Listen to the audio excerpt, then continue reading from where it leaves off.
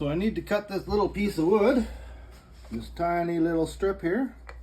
I don't need very much of it, but this isn't a good idea. It's going to kick out and we're going to lose some digits. So I came up with just a quick little board. Just fits in nice and easy. Clamp it down with the clamps. Set the saw.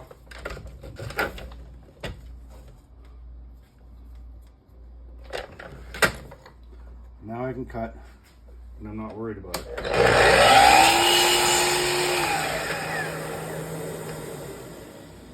There we go.